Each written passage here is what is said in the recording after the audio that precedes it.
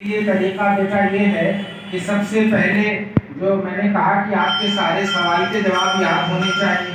बहुत सारे बच्चे कह देते हैं कि साहब हम जो है वो सीरियल से क्वेश्चन नंबर 1 से 10 तक के मान लीजिए आपको करना है, तो अगर सीरियल से आता क्वेश्चन नंबर 1 से 10 तक के तो 1 से 10 से कर दीजिए।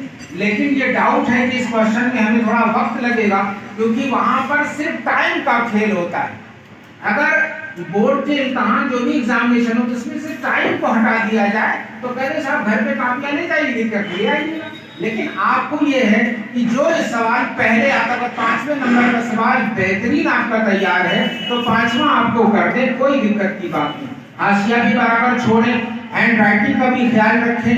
एक पैराग्राफ में 30 शब्दों से ज्यादा नहीं होना चाहिए, पैराग्राफ भी चेंज कर दें। फुल स्टॉप, कामा, क्वेश्चन मार्क जितने भी हो उसको प्रॉपर पंक्चुएशन सिंबल भी लगाएं।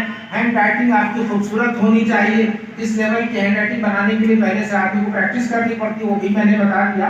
तो आप जो सवाल पहले आपको बढ़िया आता हो उसको आप अटेंड करें, फिर सीरियली उसके बाद कैसा आता है, उसके बाद कैसा आता है। क्योंकि अगर पहला सवाल मुश्किल है तो हमारे अंदर नर्वसनेस होने लगती, घबराहट होने लगती। अक्सर बच्चियां घबरा जाती हैं, काम में बिल्कुल घबराना नहीं है, कूल डाउन होकर के बैठना है। 15 मिनट की रीडिंग लगानी है। 15 मिनट में सारे सवाल, अगर क्वेश्चन नंबर 1 से 10 तक के हैं, 12 तक के हैं, तकरीबन हर सब्जेक्ट के सवालों की संख्या लगभग एक यूनिट होती है, तो उसमें आप जितने भी सवाल हैं उसको पहले पढ़ लें और ये अनुमान लगा लें कि ये सवाल हमको अच्छा आता है, ये कम आता है या सबसे कम आता है, तो उसी सीरियली से आप करते चले जाएं। कापी को अमूमन क्या होता है कि बहुत सारे बच्चियों को कॉन्सेप्ट ये कि मैं बहुत सालों से कापी चेक करता आया हूँ, तो कापियों का मूल्यांकन करते हो आज की यूपी बोर्ड की हालत तो बहुत खराब हो गई।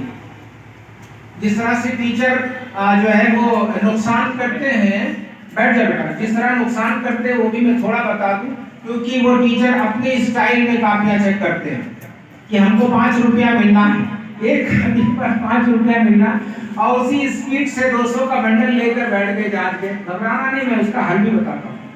इस साल 1000 उन जालिमों को, मैं उनको जालिम इसलिए कह रहा हूँ कि दूसरे का जो करियर बर्बाद करता है मैं उसे जालिम कहता हूँ। 1000 जालिमों को पनिशमेंट यूपी बोर्ड ने दिया, और भी ज्यादा सबको शोकाज भेज दिया कि आपने गलती की है जोड़ने में, आपने इसमें गलती है, आप ना कारण है।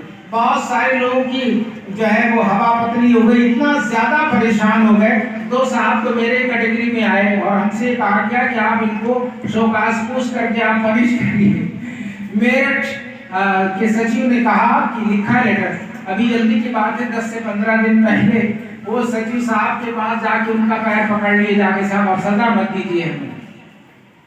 फिर मेरे पास फोन आया कि अरे साहब छोड़ दीजिए, आप ही छोड़ दीजिए, मैं छोड़ दे रहा हूँ। हमने कहा लेवल इस लेवल पर गिर गया है हमारे इस उस्तादों का, हमारे टीचर्स का, कि वो कापियों पर। लेकिन याद रहे थोड़ी खूबसूरत राइटिंग में आप लिखें, आपकी राइटिंग अच्छी होनी चाहिए। और कुछ अच्छे भी टीचर मिल जाएंगे जो आपके साथ जस्टिफिकेशन करेंगे, इंसाफ करेंगे वो, और इंसाफ जो जितना आपके लायक है उस तरह से। और कुछ टीचर होते हैं बड़ी स्पीड से वो कापी चेक करते हैं। स्पीड का मतलब उनकी नियत की उस 5 रुपए पर होती है, 5 रुपए पर होती है। और आज आपको कामयाबी तो मिल ही जाएगी, लेकिन याद रहे जो नॉलेज आप गेन करके जाएंगी वो नॉलेज हमेशा हमेशा, अभी मुझे 10th और 12th और सभी की सब्जेक्ट की वो सारी सब्जेक्ट का वो जो पोर्शन है वो मुझे याद है, क्योंकि उस वक्त ब्रेन बिल्कुल कोरा होता है। जैसे जैसे उसको आप करते जाएंगी वैसे वैसे वो ब्रेन में स्कैन होता चला जाता है। जैसे जैसे आप बड़ी होती जाएंगी वो चीजें वो होती जाएंगी। इसलिए आप साफ सुथरा लिखें हिम्मत करके, जो होगा वो खुदा जाने। और बेहतर यही होगा कि आपका सब कुछ अच्छा होगा जब आप अच्छा लिखेंगे। और कोई सवाल?